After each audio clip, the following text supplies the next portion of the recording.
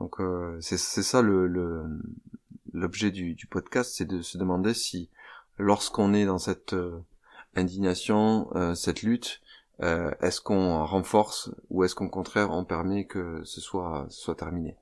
D'ailleurs, ce qu'on a pu voir pendant la période Covid, c'est que souvent sur les plateaux télé étaient invités des gens qui étaient pour la vaccination, d'autres contre, d'autres pour le port du masque, d'autres contre, et on avait comme ça des débats très animés.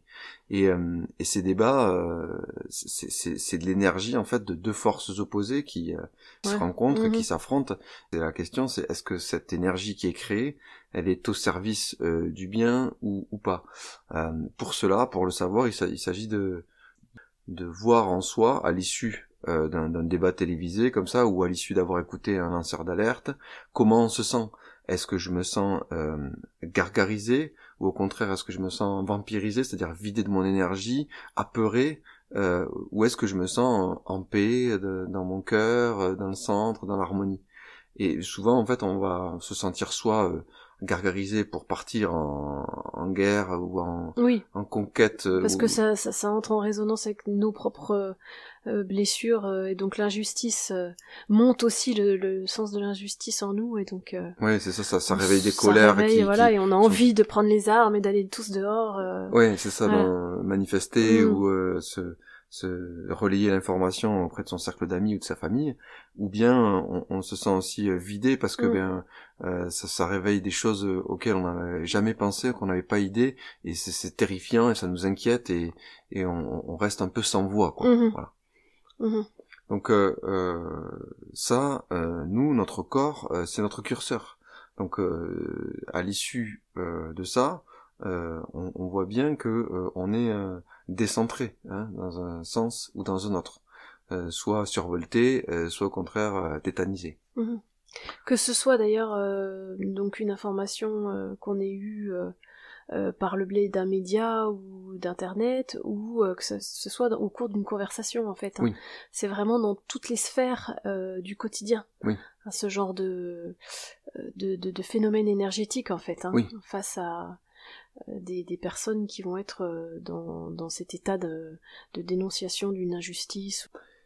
Voilà, donc on peut avoir déjà ce premier indicateur par rapport à est-ce qu'on est en train de recevoir de l'information qui est simplement neutre en elle-même et qui est là pour venir nous éclairer, nous amener du discernement sur des choix concrets qu'on va opérer pour soi ou pour sa famille.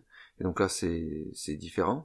Ou est-ce qu'on est en train d'être entre guillemets manipulé pour devenir le fer de lance le bras armé d'une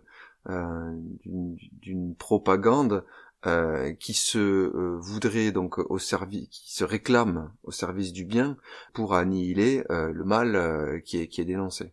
Donc c'est savoir à sa juste place, sa juste mesure, où est-ce qu'on peut agir aussi, puisque lorsqu'on est pris à partie par quelqu'un qui lance des alertes sur des sujets sensibles, eh bien on voit bien que notre champ d'action est très limité. Finalement on va en parler autour de soi, on va essayer de relayer au maximum l'information, on va s'offusquer, s'indigner, mais qu'est-ce qu'on fait réellement dans la matière pour soi? En réalité rien.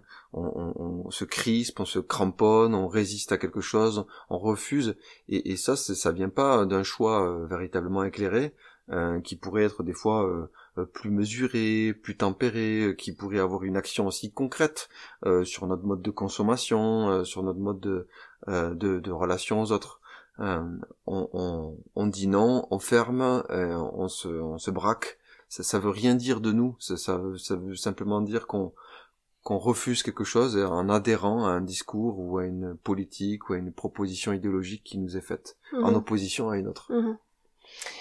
Ça révèle beaucoup en fait ce qui motive, je dirais, la plupart des lanceurs d'alerte, au-delà de l'injustice que ça peut soulever en fait pour eux. Oui. C'est véritablement les blessures que viennent toucher en fait ces informations par le biais d'émotions.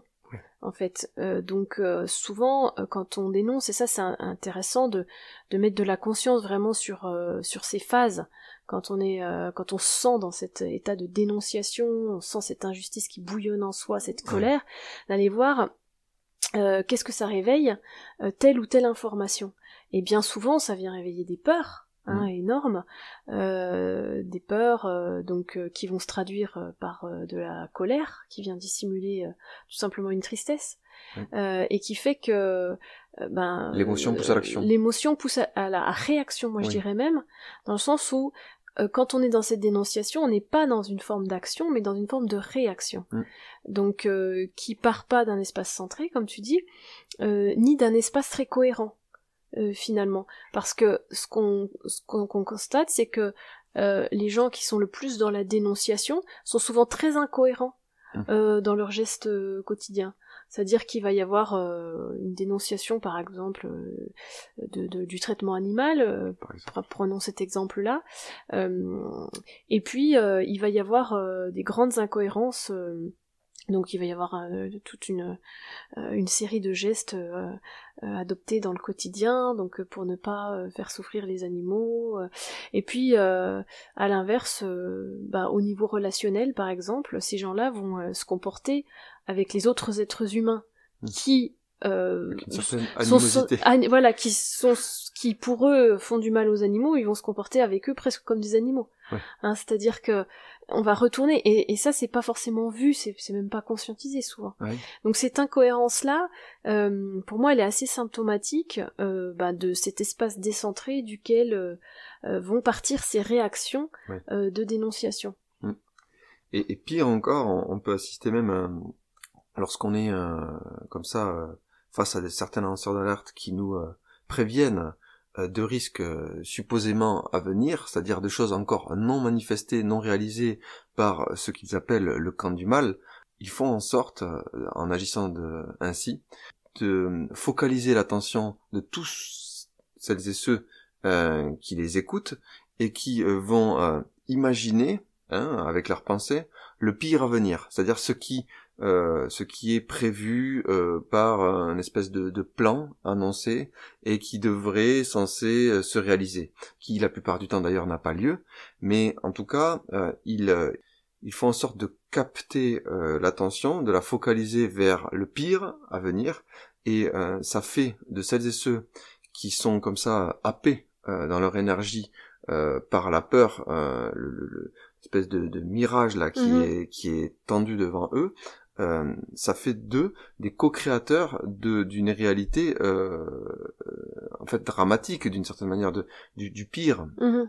Donc non seulement dénoncer ne sert pas à déjouer les manipulations, les manigances effectivement d'une certaine partie des êtres humains, mais pire, ça peut même leur donner des idées et servir en fait à créer ce qu'on redoute de voir naître. Donc c'est là où la responsabilité de celui qui lance l'alerte, tout comme de celles et ceux qui écoutent et qui donnent du crédit, est très importante en fait. Donc ça c'est aussi le message du jour, c'est-à-dire qu'est-ce que vous voulez voir naître dans ce monde. Est-ce que vous voulez participer de co-créer toutes les potentialités d'horreur à venir, imaginable par l'homme, ou au contraire choisir de justement aller servir le bien. Mais là peut-être qu'il est important d'aller redéfinir ce qu'est le bien, sans l'opposer justement à cette notion de mal. Alors avant